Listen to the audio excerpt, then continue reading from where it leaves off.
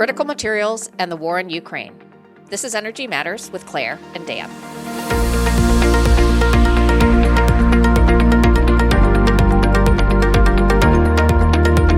So thanks for joining me today, Dan.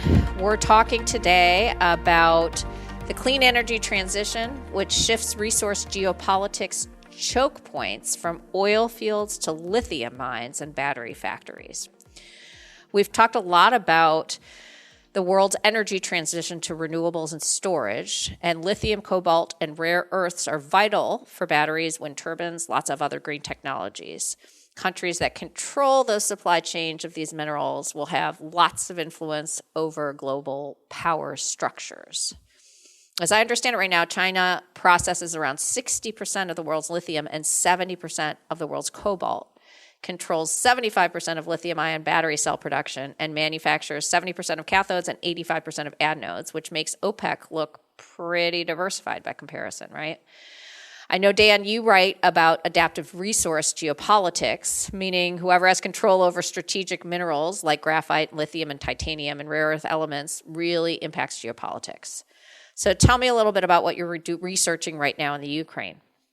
Well, I think that, you captured a really key aspect of it in kind of the intro there, and that is that China does control the production, the refining, but rare earths are neither rare nor are they earths. And in fact, China has a good supply of many of them, but it's the manufacturing, it's the refining, it's the tailings, it's the pollution that goes on in China because a lot of the rest of us haven't been willing to do it. So what's interesting here and why it's so critical for the Ukraine is that when you look at the current holdings that Russia has in Ukraine, it's about 10% of the country, but it's about 50% of Ukraine's very, very large reserves of many of these critical materials, these elements that are so critical for the clean energy revolution. And I don't think that our research or even the other projects that have gone on in this area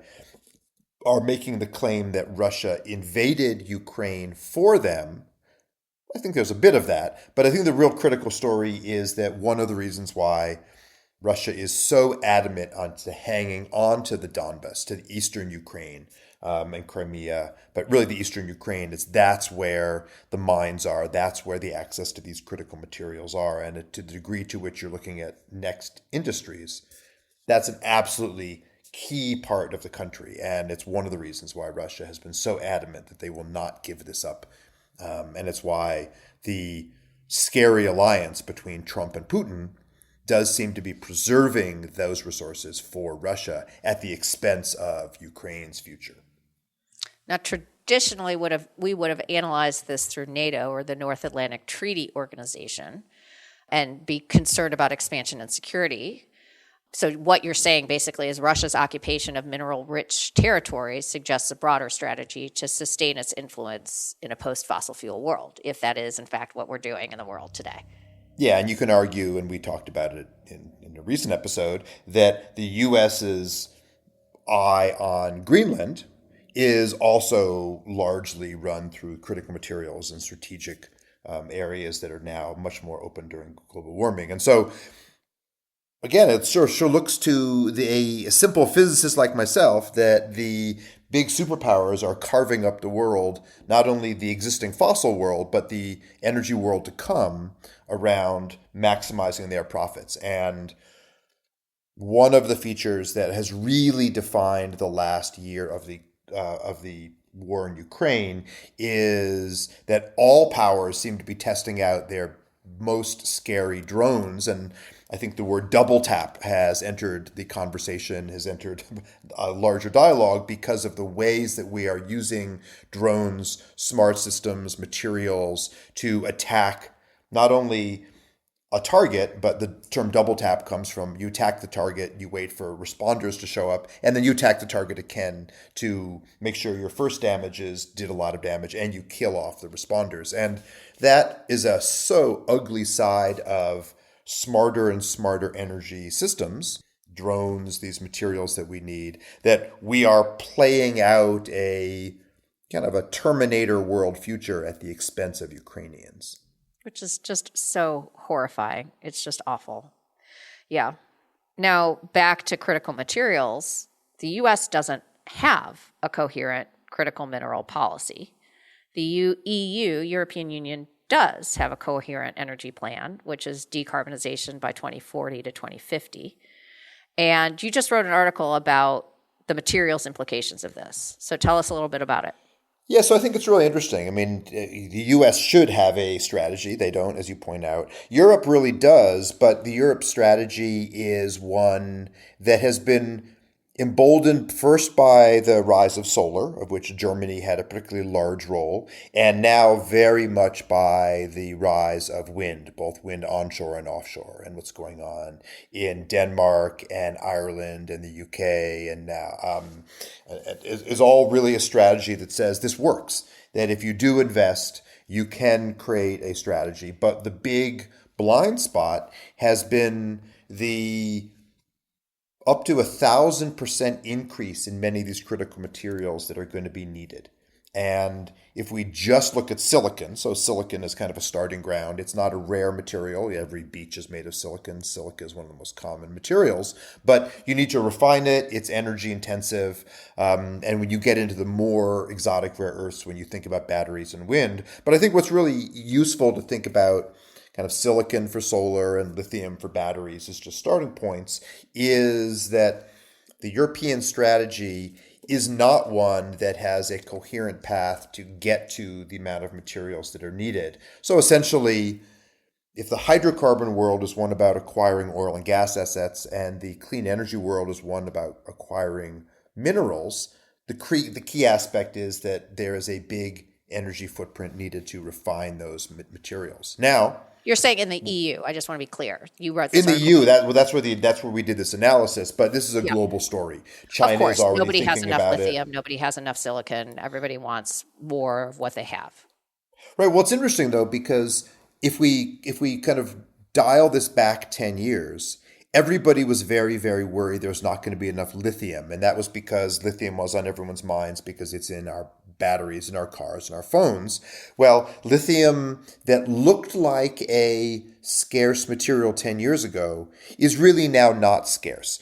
The US has discovered massive amounts of lithium that's available in the Salton Sea in California. Canada has made a big discovery.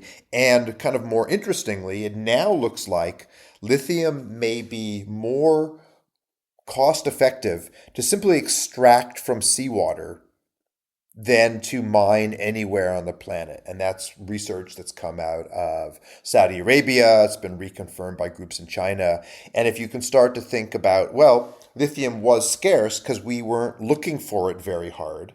And these other critical materials may not be all that scarce too, if we not only look for them more smartly, but if we also think about recycling them. And so one of the big conclusions of this work is that if we were to become really obsessive about recycling these so-called rare earths critical materials, our demand going forward actually goes way down. And every junkyard, every slag heap, every time you take some e-waste back to recycle, that is a treasure trove of these materials that have already actually been refined. And so building laptops, building solar panels, wind turbines, so they can be easily taken apart is actually a wise use movement that is finally gaining some steam, mainly right now in the EU, not so much in the US.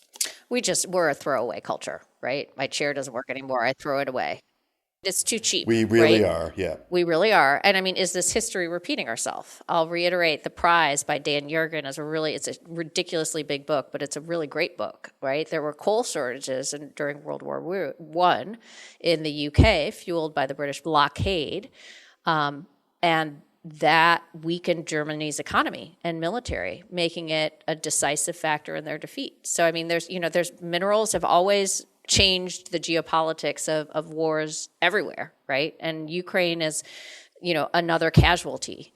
There was the unsuccessful minerals for security deal under Donald Trump. I mean, critical materials have emerged as a focal point in U.S.-Ukraine diplomacy, without question, just like coal was during World War I. That's right. It was a bargaining point, and the testy exchange between Trump and Zelensky in the White House was a part of that. The treaty eventually had it in it. Now, of course, events elsewhere in the world have kind of superseded things a bit. But I think there's some really interesting stories that play out exactly what you said. So I think one of the interesting narratives is that 15 years ago, Morocco decided they were going to become a clean energy leader to export power to Europe, and they built the biggest wind farms, the biggest solar farms, the biggest battery systems in Africa so that they could export clean power to Europe. It turned out Europe was doing the same thing, building up massive wind farms in Spain and elsewhere.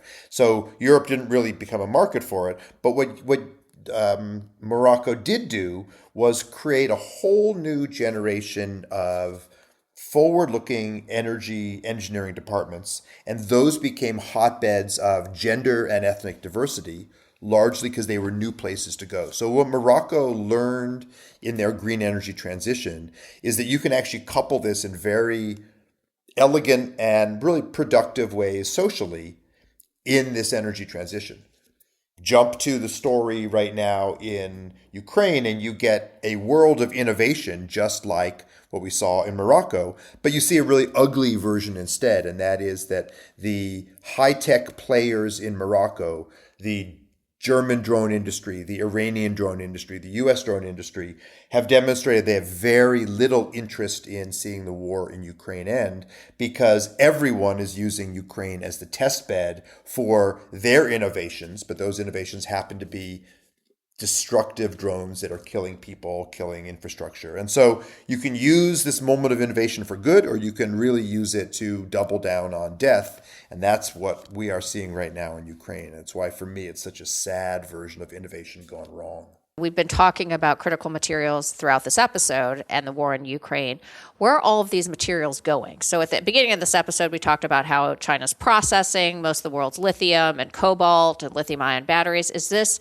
They're processing all this stuff, and Russia wants to get more of what Ukraine has in terms of lithium and cobalt and all of that. Is China processing all of this equipment and then just sending it to the U.S.? What's happening with it after? Well, I think this actually goes back to an episode we did in season 1. It says Claire buys a car. Because in that episode, we talked about all these materials in consumer goods like electric vehicles, but it's also available in big screen TVs and computers. And certainly a part of this story is much of the refining of critical materials that China was doing to export to the rest of the world.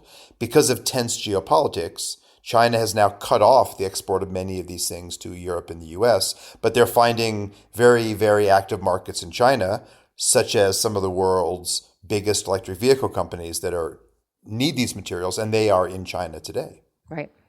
So all of these tariffs that Trump is putting together are making things more expensive for Americans, and less of the product is going to America, it's going to China instead.